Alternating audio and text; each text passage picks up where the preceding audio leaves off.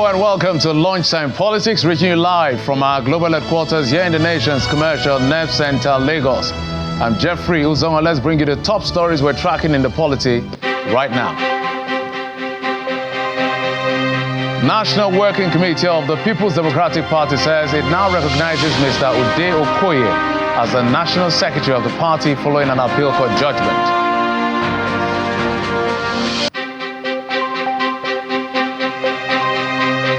The Independent Corrupt Practices and Other Related Offences Commission, ICPC, files charges against the former Commissioner of Finance in Kaduna State, Bashir Saidu, over alleged financial misappropriation and money laundering.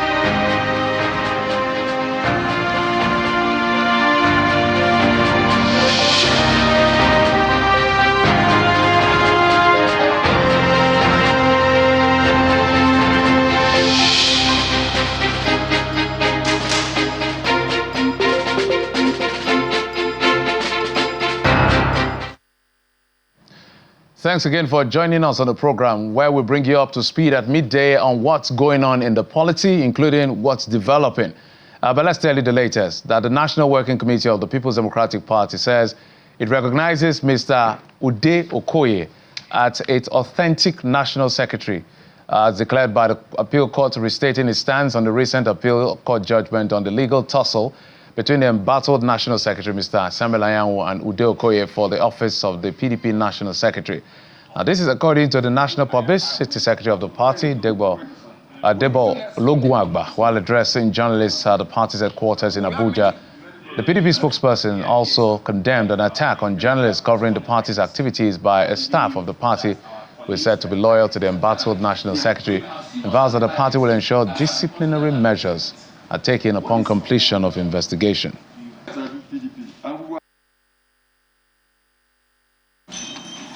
The leadership of the PDP has received a very disturbing report that the staff of our party, Mr. Emmanuel Okoronko, yesterday assaulted a correspondent of the Sun newspapers, Mr. Ndubuisi Oji, locked out and forcefully prevented other journalists duly accredited to cover the activities of the PDP from gaining access into the premises of the National Secretariat of our party. The PDP, as a party committed to the rule of law and the democratic tenets of freedom of the press, transparency, and openness, strongly condemns and completely dissociates itself from such act of violence and attack on members of the press and the institution of the media. You recall that the Sun newspaper incidentally actually interviewed me on the issue of the Court of Appeal judgment relating to the position of the National Secretary. After consultation with the legal advisor, the Office of Legal Advisor, it was confirmed that we have received the judgment on the two appeals, affirming Right Honorable S.K.E. Ude Okoye as the National Secretary of the party. As rule of law compliant, we will obey the order of court, we will follow the processes and ensure full compliance to the pronouncement of the Court of Appeal, because that is the position as at today. All right, so that's the issue around the People's Democratic Party. The latest, as far as the NWC is concerned, is been a back and forth. But let's tell you also that the Independent Corrupt Practices and Other Related Offences Commission has filed charges against the former Commissioner of Finance in Kaduna State, Bashir Saidu, over alleged financial misappropriation and money laundering at the Federal High Court in Kaduna. The embattled former commissioner was arrested some weeks ago by the Kaduna State Police Command over allegations of diversion of public funds, and later remanded at the Correctional Center in Kaduna State. He was charged alongside the staff of the Ministry of Finance, Ibrahim Mukhtar, on the two-count charge of money laundering. Mr. Saidu served as Commissioner for Local Government Affairs. He was also the Chief of Staff to the Governor, and later Commissioner for Finance under the El Rufai administration. Okay, so big issues happening in our country, depending on where you turn. So I've got the right person to talk about all of the issues that occur across the country within the time we have. I'm being joined on the program by Mr. Sowore is a former presidential candidate of the African Action Congress, AAC, rights activist and lawyer. Mr. Sowore, Happy New Year to you. Happy New Year to you and everyone. I'm not a lawyer, just so that you know. I know this confusion started because I accompanied Deja Deyonju to his... Oh, you're not a lawyer? No, I'm not a lawyer, yeah, but I have appeared in court more than most lawyers in Nigeria. Wow. Yes. We all thought you were a lawyer now. No, I'm not. All right. So let's get straight to it. Broadly speaking, when you look at Nigeria, I know I see your activities on X and a couple of other places. There's a lot that is going on within your space. So if I were to ask you, what is the state of the nation? What would be your response? Well, my response would be that the state of Nigerian nation is the state of anomy. That's my response. You cannot define what exactly is the state of Nigerian nation. A lot of anomalies. Anomalies, just anomalies everywhere in terms of security, in terms of healthcare, education, the general condition of our people, the economic condition, foreign policy. There's nothing you can piece together that will give you one single answer to your question. That's why it's called anomy. Wow. Yes. So, okay, let's compartmentalize it, maybe break it down. So let's start with your assessment of the management of our resources under President Bola Tinubu. Let's begin from there. Assessment is that it's total mismanagement of the resources of the country. And I'm not saying it because that's what people want to hear. It is because we were told, as of about a year ago when they took over power, the first decision they made was that they were going to remove subsidy. And that whatever is saved from subsidy will be applied to managing the economy better, to bring about prosperity, to bring about development, and all of that cannot be shown to anyone in the country. I just came back from my state, which is not far, Ondo State, and the state of infrastructure, road infrastructure, that's how I traveled, is the worst I've seen in a long time. I've not seen poverty like I've seen until in recent times. And you could tell that typically when people travel during Christmas and New Year in Nigeria, the roads are jam-packed. But this year, as I'm aware, a lot of people couldn't travel. If there was traffic on the way, it was caused by Nigerian police extorting money from travelers, not traffic due to volume of travel. Of course, yes. I documented a lot of them on our way home. So you have facts to that effect? Of course. Okay, so... You can even find it on Google Map. When you're traveling between here and Sowore, just put your travel on Google Map. Everywhere you see red, most likely there's a police checkpoint there. So it's a satellite-induced fact. So the pushback government always puts out when we have them on the programs, on our programs, to tell them, this is the state of things. They always say, but we told you that it's going to be worse before it gets better. Do you believe that? No, they never told anybody it will get worse before it gets better. They actually said they're here to make it better. And they keep saying the same thing. But the question we need to ask ourselves in the media is that, are you talking to the right people? Because the president doesn't talk to you. He had a media chat. Well, that is a choreographed media chat. When you go to countries where people are serious about governance, the president doesn't have to invite some special journalists into a room to talk to them about it. They speak on the spur of the moment, on the spot, regarding what is happening as they're happening. But the choreographed media chat where you have some journalists who probably have been given questions in advance, although they denied it, is not the kind of media chat. And the media chat once in 2 years, is that a joke? So some of the questions that were asked, I know you have your own position as far as those questions were concerned, issues around whether he would have thought through the issue of fuel subsidy removal or phase it. He kept to his word and stuck to his guns and said, look, I don't regret what I did. I think I did the right thing and I stand by it. But the Nigerian people regret that they didn't listen to us in 2022, 2023, that this was going to be their fate. The people who are getting beaten by the economic situation regret everything about where the country is today. They cannot regret because they are the ones benefiting from it. One of the things the president said when he had a media chat I listened to, which was a total joke, was that he had a friend who had 4 Rolls Royces, and now he's now driving a Honda car, right? And nobody questioned, why did your friend have 4 Rolls Royces? But that's not the issue. Ask the president. You came into office with a small private jet. Now you have a jumbo jet. Your situation is definitely better. You came into office with a small Mercedes-Benz car. Now you are driving a gigantic Escalade. And, but he was a rich man before he became president. No, he didn't buy the jet with his own money. He bought it from the resources of Nigeria. And that was a $150 million jet. You know. But they say it was highly discounted. Without speaking for them, I'm just putting back what they are telling you. So did they show you the paperwork that was discounted? Where did you see it? Because it's a transaction that could have been made public. But I'm just telling you, I don't need to go in that direction. That was a lie. But I'm just telling you that they are better off than they came. But Nigerian people are worse off than they met them. If things are as bad, and apparently things are really terrible in terms of the economy, everybody could have, even they admit to that effect. Yes. Why do you think the Nigerian people are quiet or just holding back? Some are saying we're docile.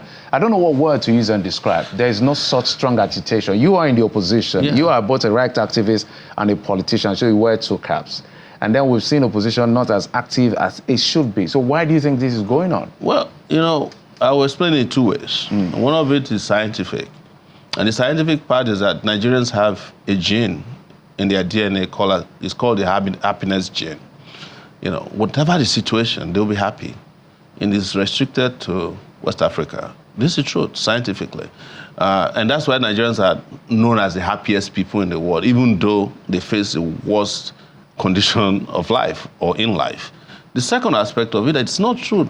Nigerians actually came together in August of 2024 and had a massive pushback against the government through the End Bad Governance.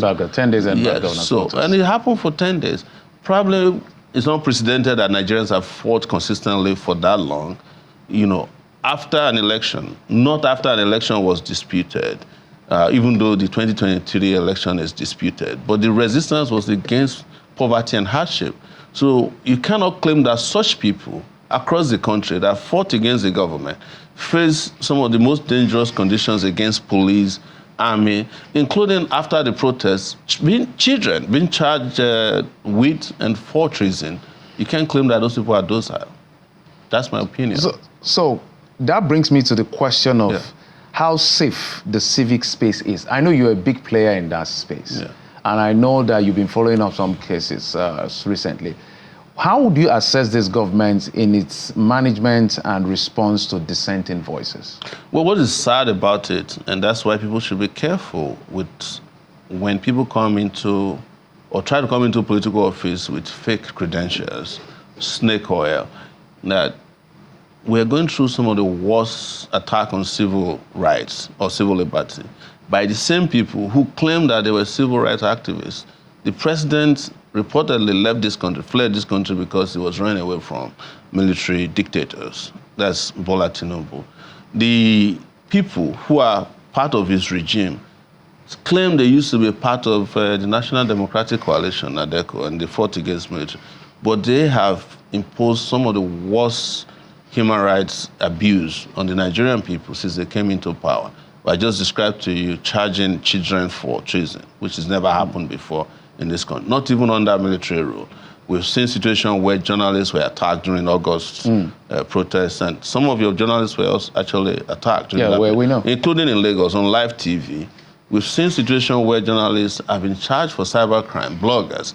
People are languishing in jail. We just had a situation with Dele Farotimi, who was arrested and transported across state line to Ekiti to be jailed for writing a book that they said a dispute, which is completely a civil matter. And before you jump on it and say it's a state matter, don't forget that the Federal Attorney General also filed another charge against Dele Farotimi while he was facing the so-called state charge of offensive publication in Ekiti State, which some has disputed doesn't even exist. So we have some bloggers right now who are languishing in detention And all these detentions we are talking about are carried out by the state. Because whenever you go to the by courts... By what law are they putting them in detention? What are they... Well, it's usually the cybercrime... Because I want to put up, if I can have that picture of the cybercrime law, because some provisions of that cybercrime law have been repealed. Exactly. So what exactly are they being... The police just outrightly refuse to accept the repeal of the law. So if I can get all of this, maybe when they get to that particular session, this was the old law. Such Section 24. Yes, this is like the 2015 part. I want to get to hey, it knows to be false for the purpose of annoyance and see all those words. If my producer can hold this is a annoyance, inconvenience, danger, obstruction. I don't know how this is justiciable anyway. Criminal intimidation, enmity, hatred, ill will, and all of that. So if we go to the next law, if they can show me the next one, 2024, the amended portion, because I know you've been interacting with a lot of these people. Not just I'm interacting, I'm actually facing cybercrime charge myself. So this is the latest law. Yes. It knows to be false for the purpose of causing a breakdown of law and order, posing a threat to life, and causing such message to be sent. The reason, you're also a stakeholder in the Nigerian in the Nigerian state. Yeah. So I'm wondering where, if this is the amended law, if people were charged in the previous one, I know you say you're not a lawyer, but you've been around the law. No, I'm actually facing cybercrime charges myself currently. What did you do? Well, they said Sowore Reporters, which is a publication I founded, wrote a story against Senator Ned Owoko that he at a point set up a foundation to eradicate mosquito. And Sowore Reporters found out that he wasn't eradicated because we found mosquitoes in his compound in Abuja. So that if you can't eradicate the one in your compound, how are you eradicating on the continent of Africa? So it turns out to be a scam. So I was arrested when I was still under lock and key in Abuja for a different offense, which was treason that you know about, and charged before a federal high court in Abuja, Justice Nwite, for annoying him. Same rubbish, you see. But how do you prove annoyance in court? Exactly. I'm just curious. In fact, as at now, we've appeared almost 5 times. They haven't been able to charge me. You know, like, you know what? In the sense that I will appear and will say, look, you haven't fulfilled any of these conditions. Mr. Sowore, the reason but they have, what I wanted to say, which is important, is that that portion has been expunged from the cyber. It's been repealed, yes. It's been repealed. But in my own case, they argue that... Or amended, sorry, the word is amended now. Whichever way you want to put it. They argue in my own case that it applies to me because I was charged before the amendment. But what happens to people who were charged after the amendment is the conversation you and I are having here. Why are you still arresting people and charging them because they annoy individuals? You cause them because they don't apply anymore. And what we are saying, for those of us who are carpenters, because that's how lawyers refer to non-lawyers, is that, you know, busybody non-lawyers like me, is that there are civil provisions for libel, defamation, and slander out there. So take that route. And if you can prove your case, you get damages paid to you. So that's how it is done world over. But most importantly, if you are a public official, if you have offered yourself for public, it is very difficult to prove libel. So even in advanced society. So let's balance because you wanted to be president, and I don't know whether you still want to be president. Someday somebody is going to speak against you if you occupy that office somehow. How do we balance the issue of rights and responsibility? Because we need to balance that. No, see, if you are going to be president of any country in the world, even if it's a banana republic, your least worry should be what the citizens say to you or say about you. For my 24 years in the US, I watch late night shows, which you are aware of. There's nothing else they do on the late night shows and ridicule their leaders. They ridicule what they are wearing, how they speak, what they have said. If you go to supermarkets in the US, they have a section dedicated to tabloids. The headlines are plainly false. You know, they will show you a picture of Obama and his wife and say that both of them are male, and everybody knows Michelle is female, right? They still even do it on Twitter till yesterday. So if you are president and that's what you want to do, you are not prepared for the presidency. So you don't, as president, go after irrelevancies. So I'm not going to, even as it is now, I get attacked, ridiculed, just as a public figure. I've never sued anybody for it before. People have lied outrightly against me. I'm not going to be running to court and try to get you to answer to charges when I know that I can simply, by disputing it, provide evidence, show that I'm not the person you are talking about. Those things don't apply to me. But even as at that, I'm a private citizen. So if I'm president and I'm going to worry about what you say about me, what did I hire the assistants to speak for me for? Are you going to run again for office? That is not the conversation we came here for. Yes. I'm just asking. The reason I'm saying that just as an aside. Just as an aside. I'm just saying that the reason I'm saying that is I'm not trying to escape an answer to your question. Is that I'm one of the candidates. I'm not a 4-year, electoral candidate. I run all the time, both physically and I run on issues. So if I'm going to make that decision, of course, I'll let you know. Okay, let's talk about election and electoral reform. Yes. We haven't seen the electoral reform agenda of this administration. If you were to put it forward to them, so for instance, Muhammadu Buhari was able to put out the issue of not too young to run. So we have the ages dropped for certain people to start running into run offices. There are things people expect to happen in terms of maybe IREV and the management of our election. What exactly would you like to see in the reform? Because constitutional amendment is taking place. The problem is that we're expecting the people who want to benefit from this electoral malfeasance, reforming the electoral process. It's not going to happen. They have told you the electoral reforms. They have already shown you are the one who have not seen it yet. They've already populated INEC with APC members, card-carrying members. You have evidence of that? Of course, I do. And you do too. They've already... No, you're telling me. Yes. They've already appointed 11 Supreme Court justices under the Tinubu regime. I have evidence of that. You do too. You may claim that, well, they are qualified to be elevated, but most Nigerians didn't know all these things. And these are the people who will determine the next election. So they have kept INEC under their own control. But if you don't know, just check the off-season elections they did recently, how they went. So if anybody's out there expecting to see a different electoral reform process, well, I have a bridge to start. So are you saying that by your claims now we should just lift our hands and give up? No, because we shouldn't. We can't. No, we shouldn't. And that's what I always tell people. Is the reason why I tell people who always come after election to cry that the best time to fight is before elections, because you should force the hand of the state and the operators of the electoral system to be clear about what you want to see in an election. If you don't, and the next time we see you is after election, and you say, well, you're keeping an eye on the judiciary, I'm sorry for your eyes, because you're looking directly in the sun. You might end up with conjunctivitis. So if we want to start that process you talked about now, where do we start from? We have to be very clear about this demand, be united about it, and force the hand of the government through protests, through all kinds of means, because you're not going to get what you need by appealing to them. It's not going to work. They have shown very clearly that they're impervious to public pressure. So, because the reason is what I stated earlier. They used to be in charge of pressurizing the government. So it's difficult to deal with characters who know the game without changing the players and changing the game too. So, on a maybe final note, or one more before the final note, yes. The government is saying that because of the End Bad Governance protest, yes. which you were actively part of, lending your voice and all of that, they are putting together a national youth conference this year. The president said it in his message, I think the New Year message or so. What do you expect to come out of those kind of conferences? What do you think is the agenda at the end of the day? The agenda is to compensate some young people who are in their corner.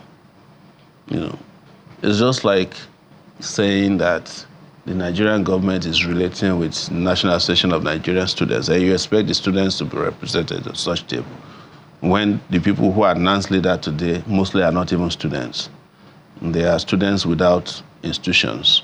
So these young people they are calling to a conference are probably Sheyi Tinubu's friends, not Nigerian youths, because they cannot afford to have the real youths on the table. If they invite you, would you be there? No, I'm no longer a youth.